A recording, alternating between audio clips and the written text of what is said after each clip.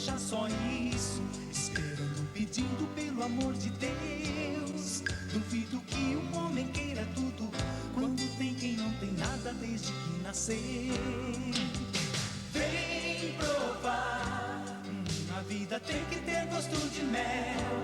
Balanço de rede embalando o destino, sonho de menino, uma estrela no céu.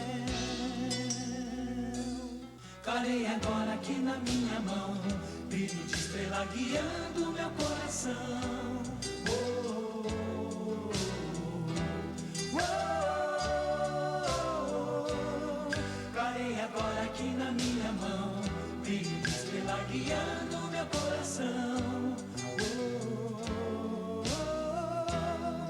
Duvido que a vida seja só isso.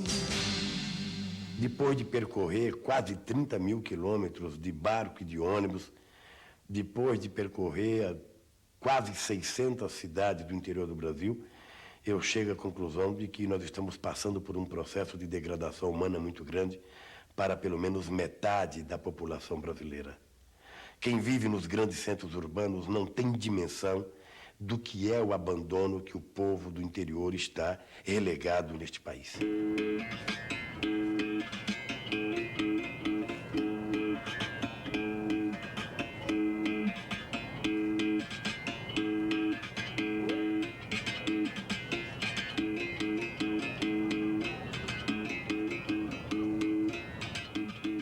Nós somos um pessoal que só vivemos morrendo de fome. Nós somos um povo mais discriminado, nós somos um povo marginalizado que vocês podem imaginar. Eu trabalho na agricultura, mas meus filhos e o meu marido agora não tem serviço nem muito nem pouco. Por que a senhora desmaiou? A senhora tem ideia do que aconteceu? Eu não tenho ideia não, é porque eu estou sentindo fome. No jeito que vai estar indo, meus filhos vão ser o quê? Vão morrer de fome já já. E não vão ser gente, não, vão ser um bicho, sei lá o quê. Quem é que está desempregado aqui? Levanta a mão, por favor.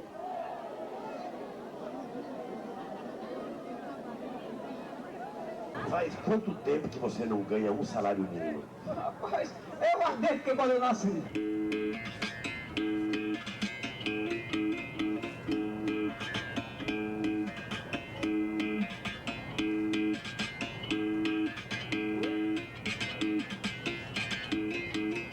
Eu que visitei casas e vi pessoas há 3, 4 dias sem comer, eu que vi pessoas comendo palma, eu que vi pessoas dizendo que vive por conta de Deus, eu que vi pessoas com 12, 13 filhos, sem ninguém trabalhar, sem ter o que comer. Às vezes as pessoas cozinhando um pouquinho de feijão quando tem, sabe, com água e sal puro, sem mais nada, sem arroz, sem nada para misturar ali.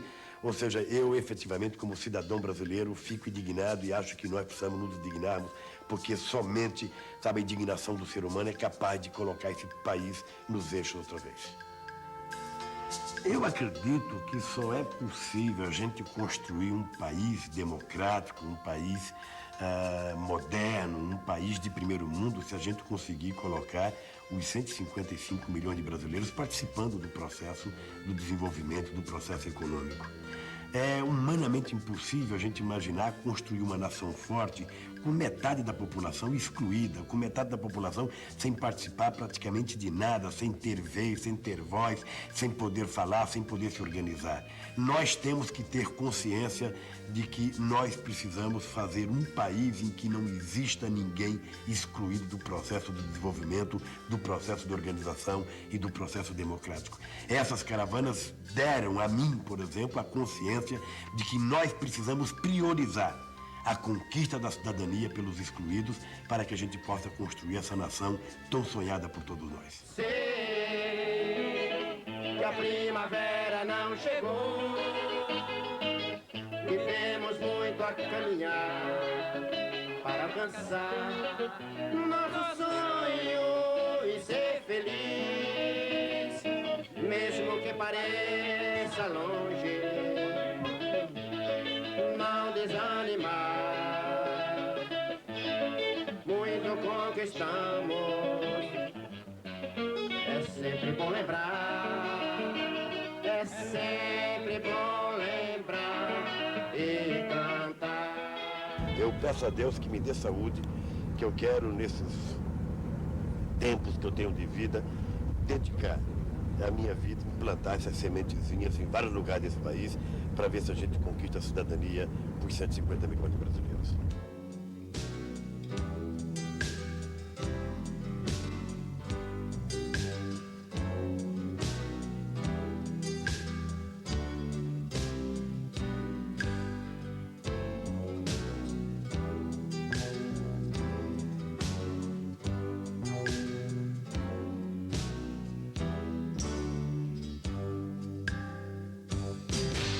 A miséria, lamentavelmente, eu sou obrigado a dizer isso, é uma coisa premeditada por uma elite dirigente hipócrita que não quer consertar esse país, quer dirigir o país apenas para 35 ou 40 milhões de habitantes, quando nós precisamos governar para 155 milhões de habitantes. Quer dizer, não é possível a gente não acabar com a fome nesse país, não é possível a gente não acabar com o analfabetismo e não é possível a gente não garantir que toda criança tem que ter uma sala de aula para estudar. Esse é um compromisso que nós temos que assumir enquanto pessoa humana, não enquanto candidato a presidente da República, mas enquanto ser humano, sabe, que se indignou com o que viu no Brasil. Por isso é que nós vamos brigar. Vamos brigar e colocar essas questões como coisa fundamental para poder diminuir o ímpeto dessa elite perversa, sabe, que mantém a miséria como forma de se manter no poder. Aqui acontece também quando o pequeno colhe o feijão, o preço vai lá para baixo. Aí ele é obrigado a vender. Somos obrigados porque nós temos que viver. Aí, é obrigado a vender. Aí depois que vende, o preço do feijão sobe também. É assim também? Sim. Daí tem valor que é quando está lá na mão dos grandes. Eu nasci na terra, na agricultura. Estou com 67 anos e estou pensando de progredir, plantar. Cada vez que eu penso que planto, cada ano eu diminuo um degrau. Apesar de todo o sofrimento que a gente vê estampado na fisionomia das pessoas, a gente sente que as pessoas ainda têm um brilho nos olhos de esperança de que alguma coisa possa mudar. Até porque essas pessoas não querem muito. Essas pessoas querem ter o direito de trabalhar. Essas pessoas querem ter o direito de levantar de manhã, ter um copo de café com leite e um pão com manteiga. Essas pessoas querem comer um prato de feijão com arroz. Essas pessoas querem jantar antes de dormir. Ou seja, essas pessoas querem a cidadania que está prevista na Constituição e que não é tão difícil dar se nós tivéssemos uma política de distribuição correta das riquezas produzidas no Brasil e, inclusive, uma política correta de aumentar as riquezas. Eu acho que o Estado brasileiro precisa voltar a ser um Estado eminentemente social, um Estado voltado para o pequeno e médio produtor, um Estado voltado para o pequeno e médio empresário, para o pequeno e médio comerciante. Cada cruzeiro que você tiver que emprestar para alguém, você tem que emprestar para o pequeno e para o médio e nunca para os grandes grupos econômicos que podem pegar dinheiro na rede privada, que podem pegar dinheiro em outros países. Que não me nosso direito, o Brasil pede também. Nosso direito vem, que não me nosso direito, o Brasil pede também. O medo da nação, vamos exigir também, porque ele prometeu todo homem viver bem. Da sua palavra nós vamos buscar na marra e nosso direito vem.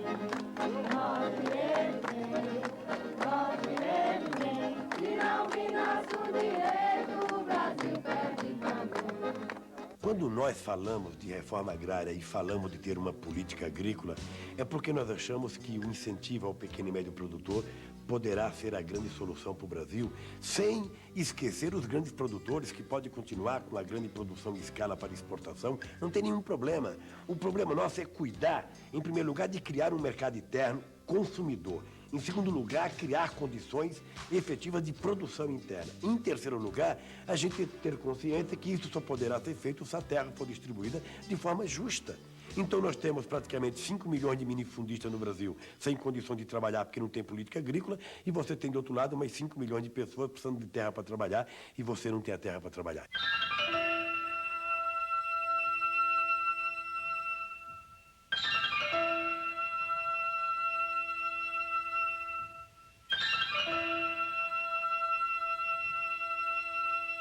O descaso da utilização dos recursos da União é de tamanha gravidade que se a gente fosse estabelecer uma lei para colocar gente na cadeia por má utilização do dinheiro público, teria poucas autoridades soltas nesse país. Muitos estariam presos. Você chega em Teresina, sabe, divisa com a cidade de Timon. Você chega no Rio Parnaíba, tem a Ponte da Amizade, que foi começada a construir logo no começo do governo Sarney e que gastou 10 milhões de dólares. Hoje, a Ponte da Amizade, a única coisa que ela tem é as estacas enfiadas no meio do rio e o material todo apodrecendo do lado.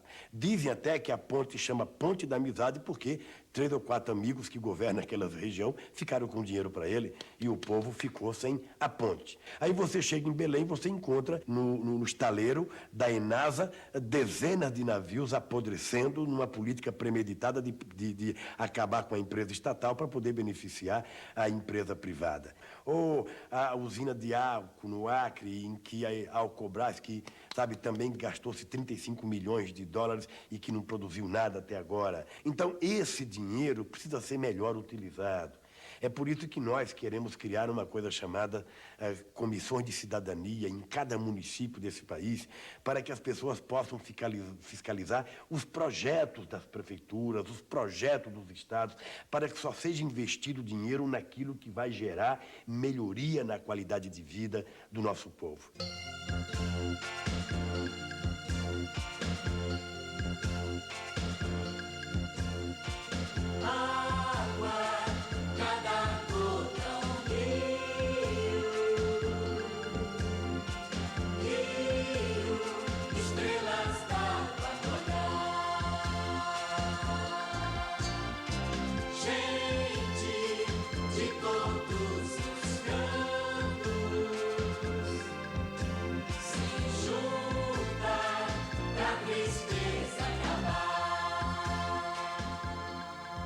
Eu vi exemplos fantásticos de que como é possível o povo, através da sua própria organização, dar salto de qualidade na sua vida. Eu vi a cooperativa em Chapuri, eu vi o projeto RECA, eu vi o projeto de irrigação lá no projeto Jaguaribe-Apodi, eu vi o projeto de irrigação lá no perímetro São Gonçalo, em Sousa, na Paraíba, eu vi a cooperativa Itaíba, no Rio Grande do Sul. Eu vi que quando o povo se organiza e quando existe um mínimo de recurso, as pessoas podem criar condições objetivas de melhorar a sua qualidade de vida. É por isso que nós temos certeza absoluta de que não é tão difícil resolver esses problemas, não. É a gente contar com uma comunidade, para a comunidade ajudar a ela própria a dar o seu salto de qualidade. Não é também ficar esperando tudo do Estado, é criar as condições de organização da sociedade para que ela possa começar a fazer. O Estado tem que ser apenas o alavancador, criar as condições das pessoas poderem produzir. Eu acho que é isso que está faltando no Brasil e é isso que as pessoas esperam que o Estado faça, né? No projeto REC é uma coisa fantástica, ou seja, o pessoal com a plantação de cupuaçu, de pupunha, de açaí e de castanha, as pessoas estão vivendo num padrão médio razoável. O que precisa é que o Estado incentive essas pessoas, inclusive, a industrializarem os seus produtos. Hoje o RECA, a nível de campo, é uma realidade. Nós estamos com 268 famílias. Cada família tem entre 2 e 3 hectares financiado pelo RECA, mas tem família que tem até 5, 6 hectares. Essa terra que esses agricultores estão trabalhando é com castanha, cupuaçu e pupunha, e agora a gente está colocando também essências florestais, outros tipos de plantas e frutas. Então fica isso que vocês veem, uma floresta de alimentos. A terra fica protegida da incidência direta do sol, fica protegida da chuva, e eu plantei e espero que o meu filho colha e quem sabe até meus netos. Na cooperativa em Chapuri, a gente percebe que com muita boa vontade e um pouco de ajuda, as pessoas conseguem gerar emprego, conseguem distribuir riqueza e conseguem criar uma atividade econômica importante para a região. A cooperativa é uma cooperativa de produtores, de coletores, de seringueiros, né, basicamente, e pequenos agricultores. Então ela hoje consegue coletar da matéria-prima no seringal, aqui no seringal, até a parte de exportação para o mercado internacional. Bom, em termos de castanha, nós temos esse ano a previsão de produzir em torno de 150 toneladas beneficiadas, castanha já descascada, pronta para exportação. Um outro exemplo fantástico eu vi na cidade de São José dos Mouras, ou seja, depois de tantos anos brigando para ter direito à terra, depois que essas pessoas conquistaram a terra, essas pessoas, além de continuar quebrando o coco de babaçu para fazer o óleo, né, de babaçu, essas pessoas estão plantando já abacaxi. Eles esperam colher no próximo ano 32 mil abacaxis, numa demonstração de que se o povo tiver a oportunidade, se o povo tiver a chance, ele vai em frente. Hoje a gente está se considerando rico, porque a gente está trabalhando os poucos, mas está tentando produzir mais, tanto para a nossa subsistência como para suprir o mercado. Um outro exemplo que nós temos são as companheiras quebradeiras de coco de São Miguel. Ou seja, já no estado de Tocantins, essas companheiras compraram uma maquininha muito rudimentar e essas companheiras estão tirando óleo, com o restante que sobra fazem ração animal. E essas companheiras têm uma organização já com muitas mulheres de várias cidades em que eles compram o coco e estão industrializando isso. Então eu sou um otimista inveterado com relação às possibilidades de tirar esse país da miséria que se encontra, utilizando o material mais rico que a gente tem, que é a própria capacidade de organização das comunidades. Vem provar, uma vida tem que ter gosto de mel, balanço de rede embalando o destino, sonho de menino, uma estrela no céu. Colhei agora aqui na minha mão, brilho de estrela guiando meu coração. Oh, oh, oh, oh. Querer governar o Brasil a partir do Palácio do Planalto é cometer o mesmo erro que historicamente a elite cometeu. Ou seja, eu acho que o presidente da República ele tem que ir em Brasília para cumprir as suas funções diplomáticas, para fazer as coisas formais. Mas um presidente da República precisa colocar o pé na estrada e andar esse país, conviver com esse povo. Afinal de contas, como é que você vai governar um povo que você não conhece? Como é que você vai cuidar de problemas que você não conhece? Então é preciso conhecer a fundo, porque não basta ver no mapa o Brasil, não basta ler num livro o Brasil, não basta ver na televisão. É preciso pegar na mão da pessoa, é preciso olhar nos olhos da pessoa, é preciso ver as pessoas para você poder, sabe, ter compromisso moral, ter compromisso ético, ter compromisso de irmão para irmão. Hoje eu sonhei que estava acordado e via o céu todinho estrelado que parecia tocar no chão. Com um sentimento apaixonado chegava gente de todo lado que se abraçava e se dava as mãos. Era meu país ou um continente, estava ali bem na minha frente e começava a se transformar. Se era sonho ou se era vida real, só sei que era o bem que vencia o mal e a gente feliz podia acordar. É lógico que o sucesso da caravana também está subordinado à elevação do nível de consciência do povo brasileiro. Há uma evolução nítida, há uma evolução que você consegue sentir nos setores mais pobres da população. As pessoas que foram enganadas durante tanto tempo, as pessoas começaram a acordar para melhor, e aí é que entra o papel do partido, do movimento popular, do movimento sindical. É aproveitar essa vontade que as pessoas têm de crescerem politicamente e ajudarem essas pessoas a crescerem da forma mais sadia possível, da forma que possa fazer com que esse nível de consciência transforme cada cidadão brasileiro, cada cidadã, num batalhador para que a gente mude a história do Brasil.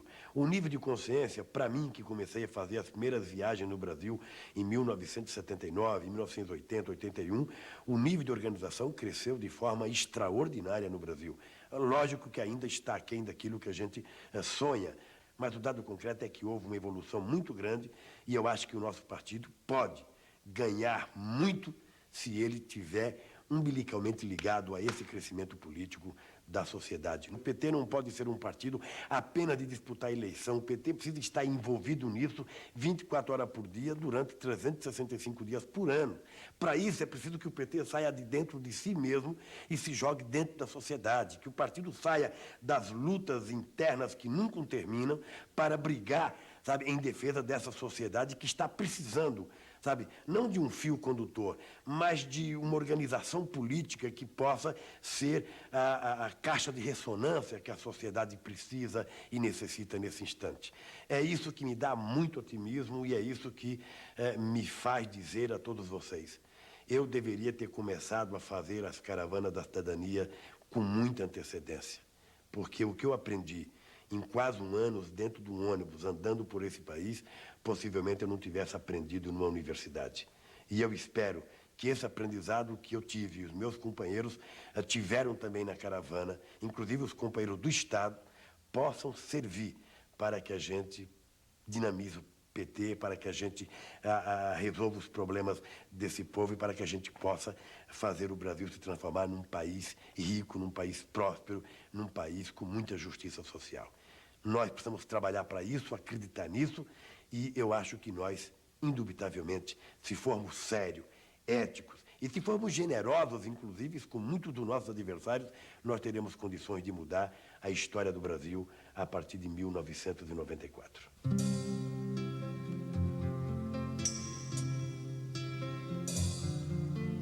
Pega na viola é porque sabe tocar. Se a vida é um barco a vela, vai quem sabe navegar. Eu de cá, você de lá, assim não há por que temer.